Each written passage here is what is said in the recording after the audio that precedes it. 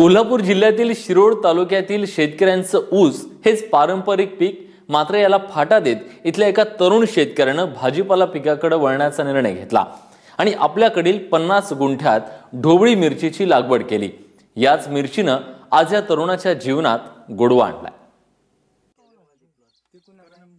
एका सरळ रांगेत पसरलेली ही ढोबळी मिरचीची झाडं, त्याला लागलेल्या हिरव्या गार ढोबळ्या मिरच्या आणि त्याच्या बाजूलाच असणारा हा हिरव्या मिरचीचा प्लॉट। कोल्हापुरातल्या चिंचवडच्या अभिनंदन पाटील या तरुण शेतकऱ्याची ही शेती। अभिनंदनला लहानपणापासूनच शेतीची आवड, मात्र शिक्षण सुरू असल्यानं शेतीत लक्ष देता येत नव्हतं।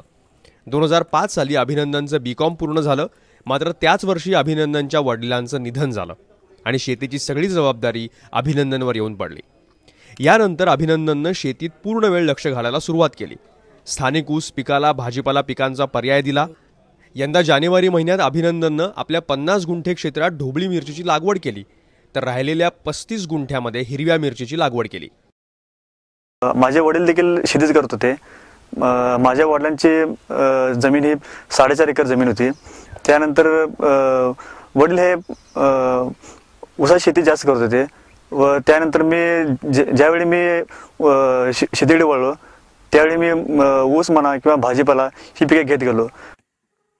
मिरचीच्या लागवडीपूर्वी अभिनंदननं जमीन चांगली नांगरून घेतली।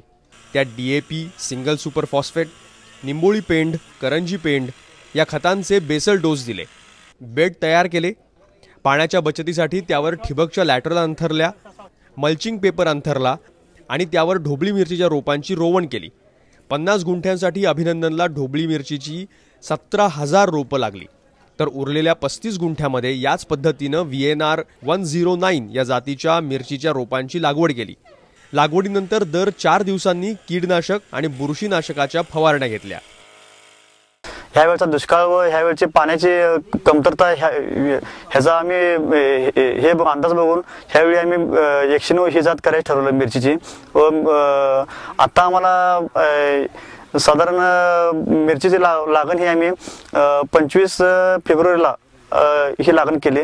15 फेब्रुवारी या दिवशी ही रोपं आणून आम्ही 1.5 फुटाच्या एका बेडवर 1.5 फुटाच्या अंतराने, म्हणजे एकाच बेडला तसं म्हटलं तर झिगझॅग पद्धतीने मी हे अंतर केले। लागवडीनंतर 45 दिवसांनी मिरची तोडणीस तयार झाली।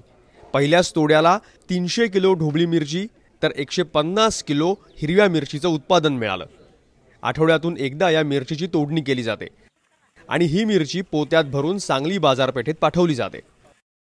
आतापर्यंत ढोबळी मिरचीचे 5 तोडे झाले असून त्यातून 10 टन ढोबळी मिरचीचं उत्पादन मिळालंय। याला सांगली बाजारपेठेमध्ये किलो मागे 40 ते 45 रुपयांचा दर मिळालाय। अजून 2 ते 2.5 महिने यातून उत्पादन सुरू राहणार आहे।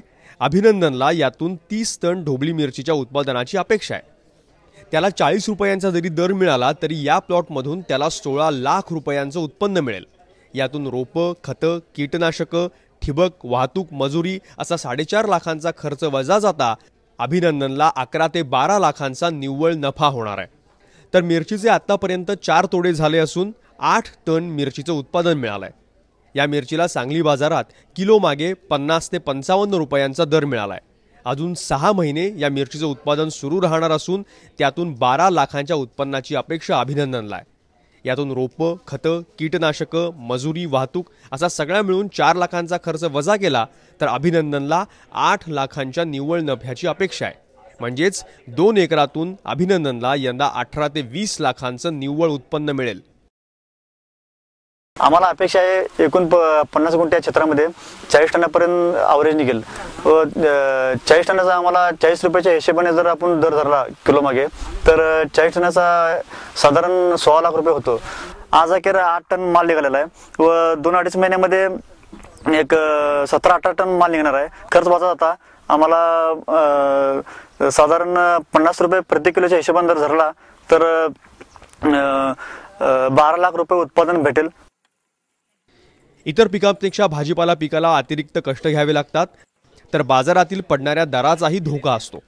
मात्र हा धोका पत्करून अभिनंदननं भाजीपाला पिकाकडे वळायचा निर्णय घेतला, ज्याचा फायदा यंदा त्याला नक्कीच झालाय। चंद्रशेखर खोले, ABP माझा, कोल्हापूर।